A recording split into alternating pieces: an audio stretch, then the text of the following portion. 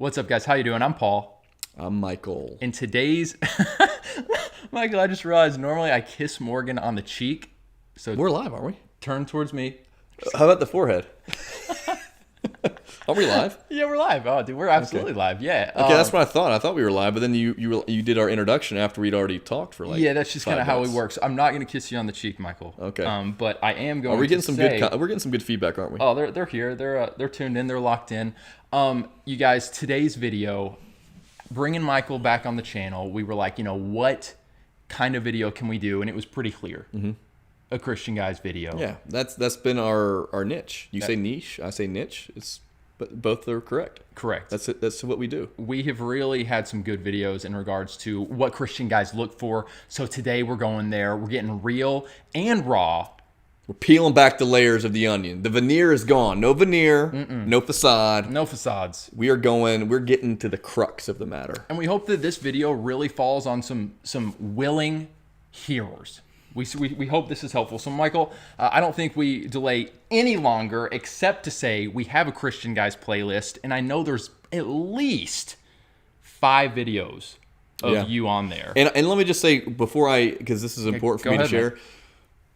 So when I did those videos with Paul several years ago, I had been in a season for like almost a decade, guys, where I was hardly dating. God just had me in a season where I would go on dates every once in a while, but I was not in a committed relationship. It had been a long time. And the last 3 years have been different.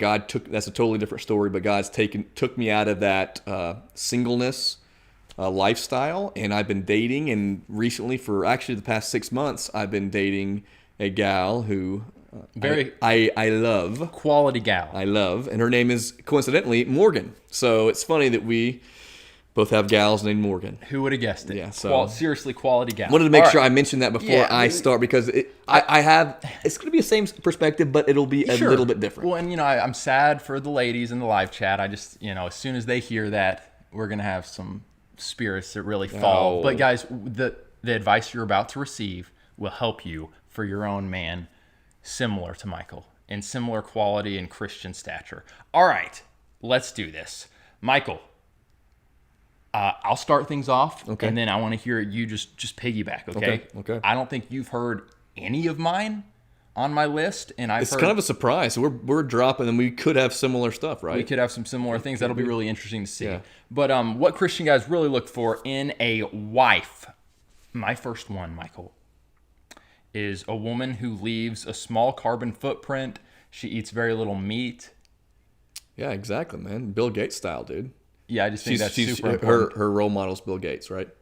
Yeah, exactly. Kidding. Calm down, ladies. Conservative ladies, calm down. That was not who mine. honestly wants to have a plant-based hot dog?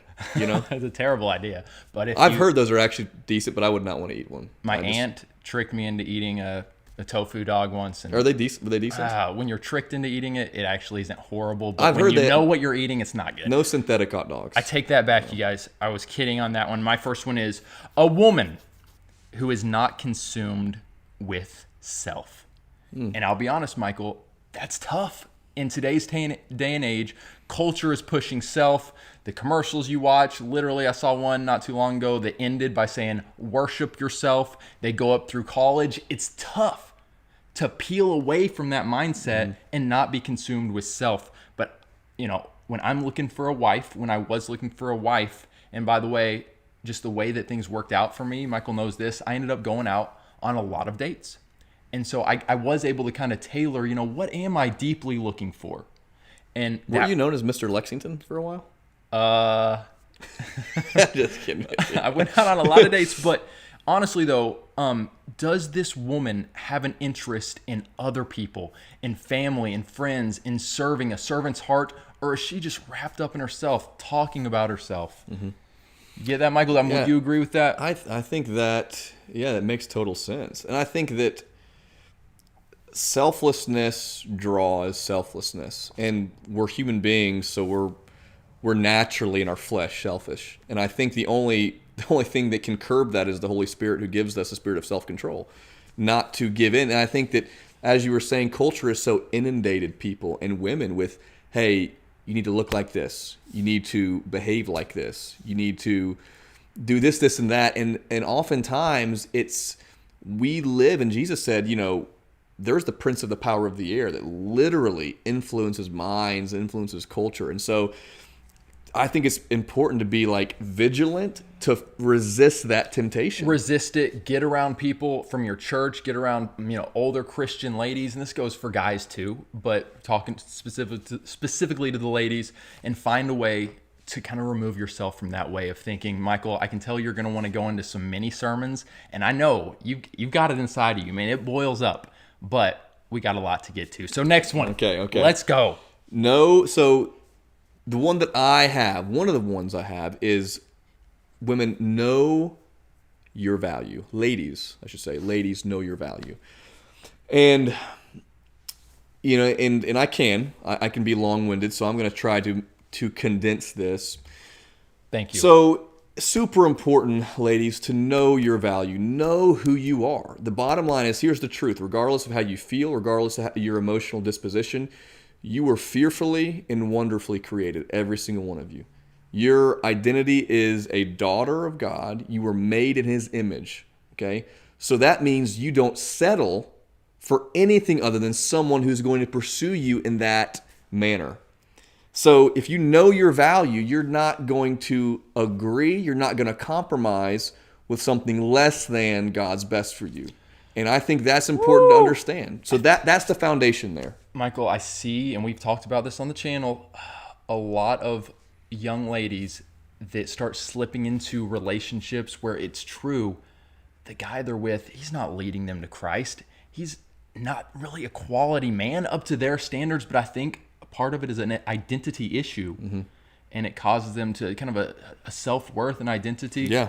No, like God, kind of like you're saying, I'm a child of God, and that almost, it sounds like it could contradict my first one of like, don't be too selfish, but it really is like, I need a man who's going to lead me well, and I'm not going to compromise. So knowing who you are, that's good. Michael, have you ever thought about like leading a breakout session at a women's conference? I can see. I've gotten, my agent has gotten, phone call after phone call with me being the keynote speaker, but I've had to, no, I've actually not, that's not true. All right. I've not thought about that either. You'd be great. So I don't know if they really do guys as the speakers at women's conferences, but if they did, I could do like the introduction. I could do like the Ricky Gervais of the Golden Globes, right? Was it the Golden Globes? I think so. Yeah. I think so. Yeah. All right, my next one. What Christian guys really look for in a wife. My next one is, I'm just gonna say it. All right, we're getting real and raw. Listen. If you don't want to, if you want a cookie cutter safe video, maybe don't watch this one. I'm just gonna say it. I'm not looking for a woman who's a Democrat. Maybe if I was in the dating game 30 years ago and the political landscape was a little different, but in today's day and age, if I'm looking for a wife, guys watching, girls watching, there's too many things saturating the Democratic Party.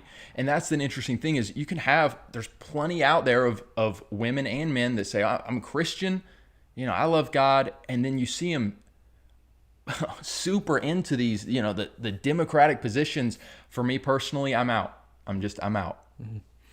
Yeah. Add on to that, Michael. I know you're a pretty politically astute man. Yeah. So I totally get that. And I think that what I would say as a caveat to that is I get there are people who have been lifelong Democrats, meaning individuals, they call them kind of Southern Democrats, who had social values that were more aligned to biblical truth. And so where we've gotten to today, and Paul alluded to this, is so much of the core platform of the Democrat Party. It's gotten so obvious to just someone who's willing to look that it's so antithetical to just simple, basic truth, like morality, moral absolutisms, which God has breathed into the fabric of the world that can't be changed or altered. And so to me, it's more of a challenge if someone is at that point in their life when they're embracing the Democrat Party. It's like, it's no longer the Democrat Party of Jimmy Carter, which, by the way, why would you want to be a Democrat in the Jimmy Carter era, you know? But hear me out, and I completely agree, Michael. It's just what it's turned into. Unless you're, living with your head in the sand, you should be able to get a pretty good grid of what's going on.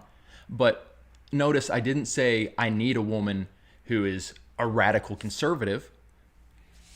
I don't need that. I don't need someone who's gone crazy over there, but she can't be a radical Democrat. She can't be someone who's embraced those. If she's maybe kind of like what you were saying, clueless, if she's kind of clueless to it and then I'm able to kind of fill her in, that's one thing. But if she's straight up a Democrat in 2023, that's an issue. Well, and you said this, the core values, again, and I want to make sure I specify the core values of the Democrat Party, guys, have become so, as I said, antithetical to just the truth that it's you can't really have a debate and have a conversation, because socially it's so warped and infiltrated the party where it's like, it's not a party where you can have conversations about simple economic issues. Well, it's gotten deep. We can make a whole video on that. Yeah. You guys can comment in the comment section your thoughts on that one. What's your next one, Mike? So my next one is, okay, so knowing how to forgive.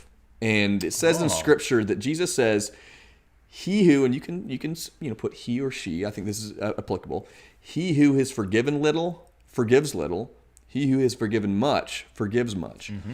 And basically what Jesus was saying is like, look, if you don't understand your need to be forgiven, how are you going to forgive? So I'm looking for someone who's going to be willing to be patient and to extend grace and mercy, because here's the thing, I'm imperfect.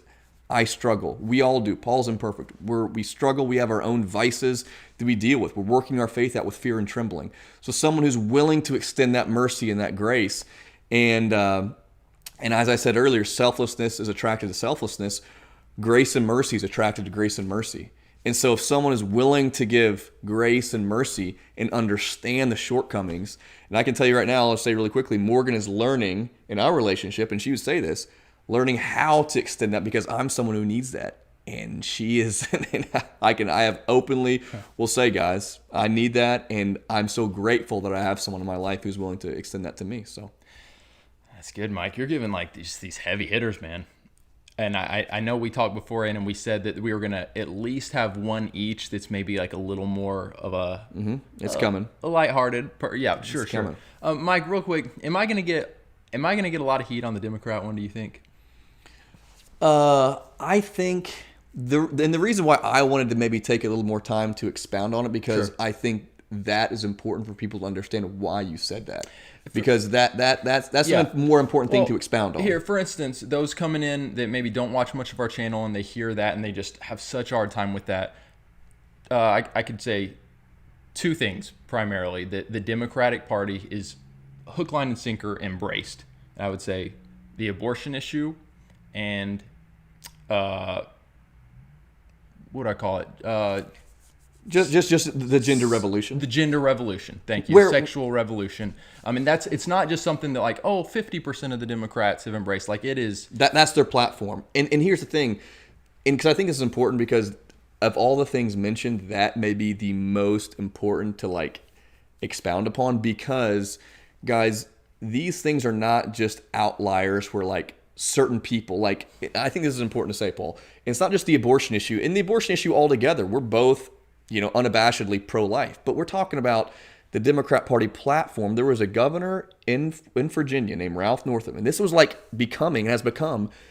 I need to say this, man. I need to say really quickly, just because it goes to your point. Very good. This is a platform that he was embracing the idea that you could actually end a child's life after the mother gave birth, a failed abortion. So that is what we're talking about here, guys. That is the Democrat platform. That's not an outlier. This is what that party has embraced.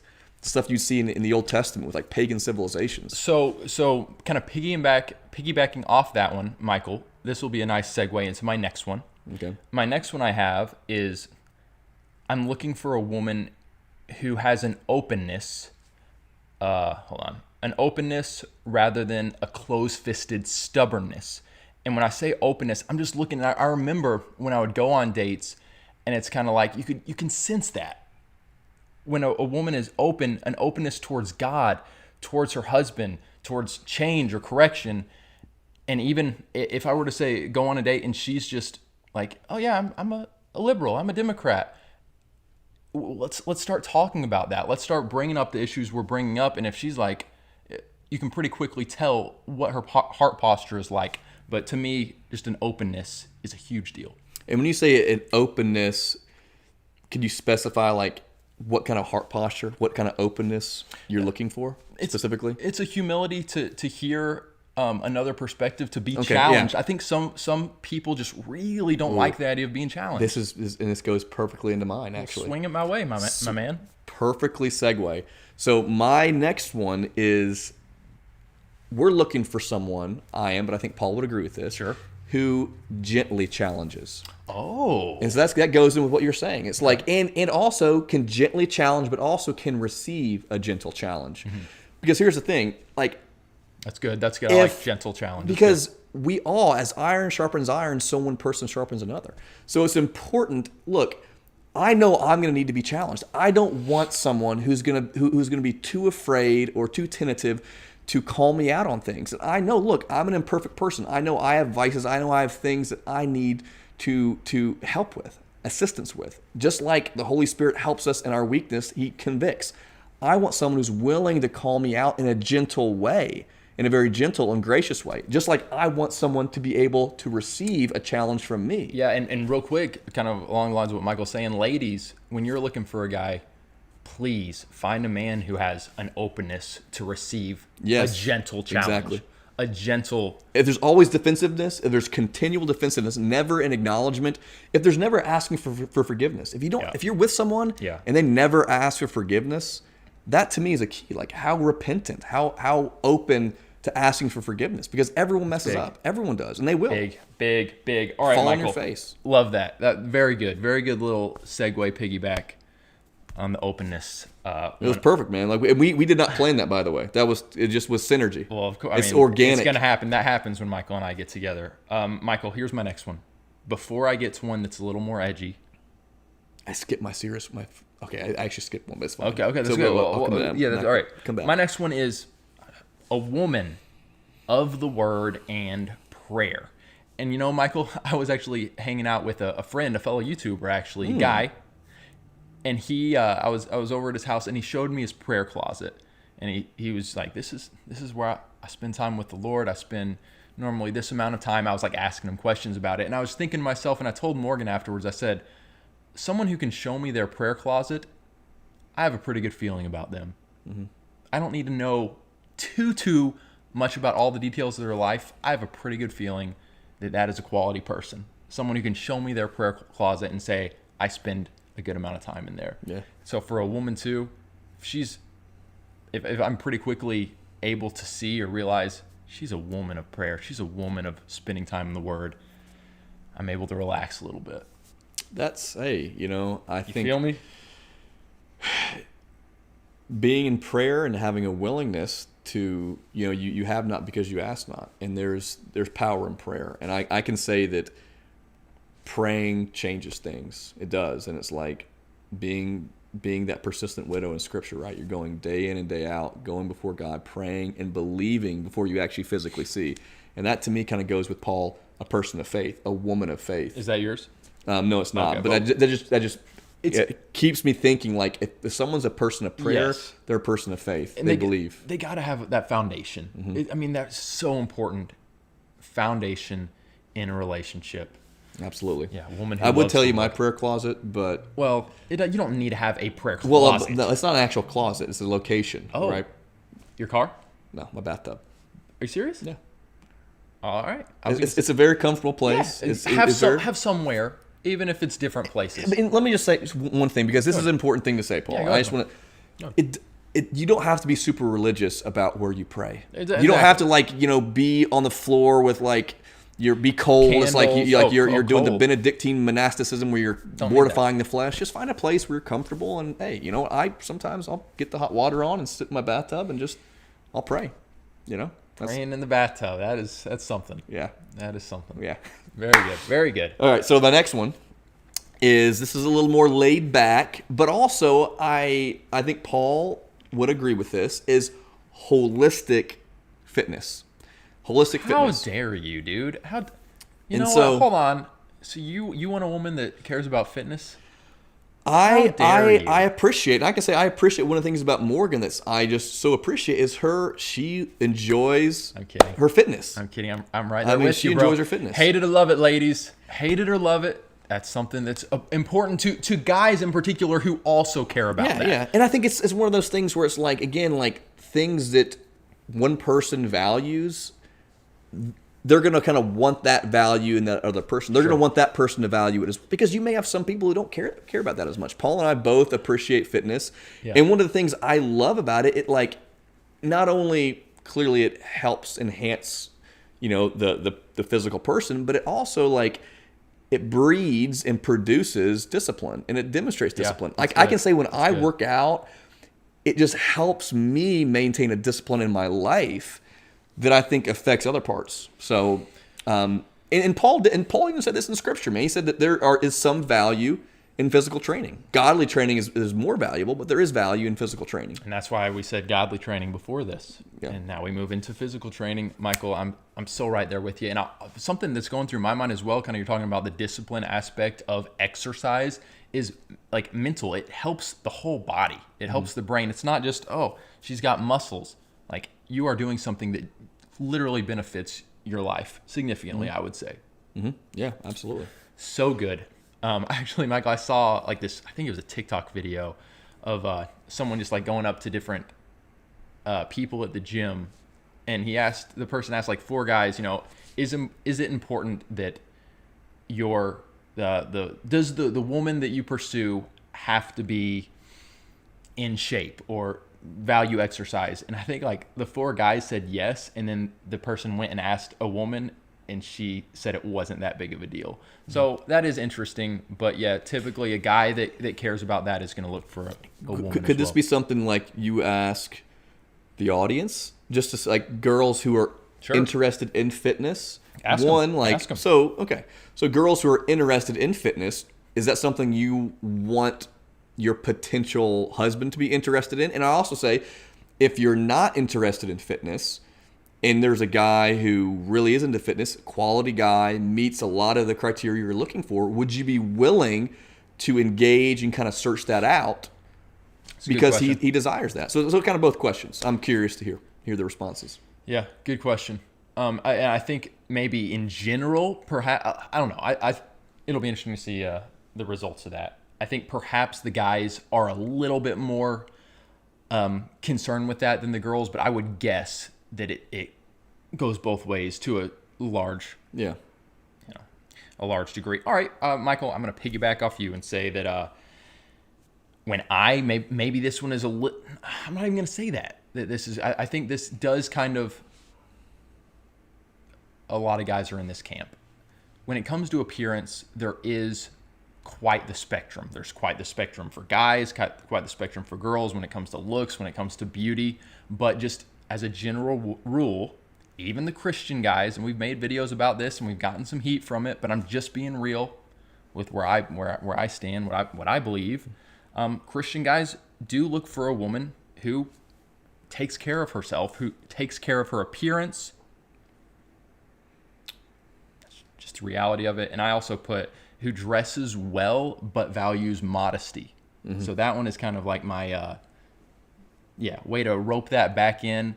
I appreciate a woman who dresses well, but she's not just out there to flaunt it for all the guys. Mm-hmm. Yeah, and I think that's fair. And I would say, to piggyback on that, it's not about you worrying. Like, I think that sometimes people can get in their minds, well, I need to present myself in a way to my husband or to my boyfriend, because if I don't present myself, he's not going to love me, he's not going to care about me, he's not going to like me.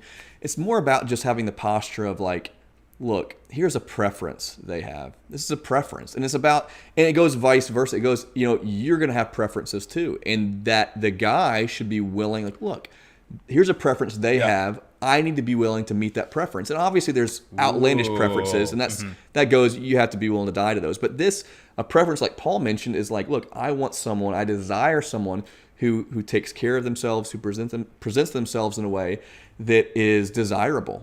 And I think there's a fine line with demanding that and preferring that. And it's just about a selfless love. Like if you're being selfless, you're going to want to satisfy that desire from your significant other. I love the way Michael just ended that. If you desire to be selfless, if that's your heart posture, if that's your openness of, these are preferences of this person I'm pursuing that's pursuing me, you're going to want to hear and you're going to want to respond. You're not going to want to stiff arm it. Yeah. Love that. Guys, comment below. Let us know your thoughts on these things. Go ahead, Mike. Paul, fun one. Just a super fun one. What about girls who just really enjoy a good movie? I mean, we both value that, right? So you want to now go like just extremely personal preferences? Well, just like, I mean, we both value someone who, like, we have certain hobbies and interests, right? And so it's like, do you think so this is an important question for you, because I think people would want to hear this. Sure. Would it be super rare is it super rare, I should say, for a guy who has hobbies that are super different than a girl he's interested in? Are typically the hobbies going to overlap? Or is there going to be, you know what I'm saying? Can there be that overlap there? Or is it typically, you're most likely going to be with someone who has very similar hobbies and interests? As a dating and love expert. Extracurricular, I should say. As a dating and love expert, I would say that there definitely are relationships that work well where coming into it, they really had very different hobbies, but they just connected. They just gelled as two people. But I think the important thing is that they do learn to at least come each other's way, so there's some overlap in the hobbies, because you don't want two people that virtually live two completely opposite lives. So that's my thoughts on it, but I think oftentimes it will look like similar hobbies to an extent. But like, for example, like someone who enjoys watching movies as a hobby, if you really like doing that, and it's like if you're trying to date someone who just doesn't like that at all, that's a conversation you're going to want to have probably before you get married. See if there's going to be some compromise. Some compromise in that area. And you need to have that compromise for sure. Like, I know for me, I probably go on the side of like wanting to do that too much as a hobby, and I need to be more willing to, like, play games, board games. Sure, board games. Go to the aquarium, which I would like doing, but just getting out and doing it is one thing. In the comment section right now, movies, board games, which one would you prefer? Michael and I'm saying it's got to be 80-20. Like, I would say 90-10. Yeah. It's movies for both of us. But let us know, you guys, what your preferences are. Seriously, guys, comment below. Let us know your thoughts on Michael and I's list. Guys, in the comment section, what would you add to that list of the important things that you're looking for in a wife? We love you. We will catch you guys again very soon. Make sure you give this video a thumbs up and click the playlist. Go search it out. It's really easy to find in the playlists. It's great to be with you guys. Great to be with you more, Paul, again. And your audience is awesome. You have a very loyal... We got the best... An audience of true fidelity. Oh, that's an interesting way to say it. Best audience on YouTube right here. Go watch the Christian Guys playlist. Michael and I will be right back to chat with you guys in the live stream. We love you. Have hope. And be free. So you still have it. We do still do that. Okay, have hope and be free. Have hope. I know that. And be free. Those in the live chat, we will be right back. Hey guys, as you may have noticed, we get very few brand deals, which is why our patrons, the names you see here, are so important. You guys really are the lifeblood of this ministry. We could not do this without you all. If you believe in this content and you want to partner with us on Patreon, click the link below or just go to patreon.com/Paulandmorganshow.